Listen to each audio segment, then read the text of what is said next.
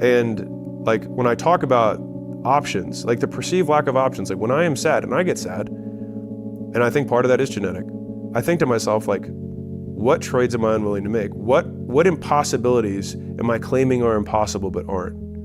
And then what is the consequence of that? Because fear only exists in the vague, not in the specific.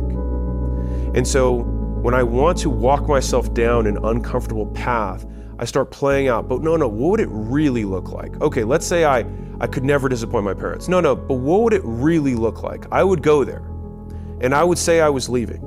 And then what would happen? They would block me and I'd have to physically fight them to get out of the house. Okay, am I willing to do that or die? Well, I'd prefer to stay alive, and so I'll do that.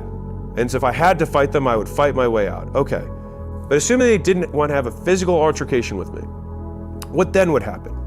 Well, they probably wouldn't talk to me. Okay, well, there's probably been times in my life where that was a nice thing. Okay, so maybe that's not so bad. What else would happen? You wouldn't be able to come home for holidays.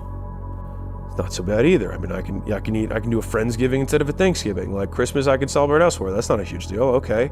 You say, okay, so the cost of my dreams is not getting texts from my parents and not being able to have specific foods on specific days of the year.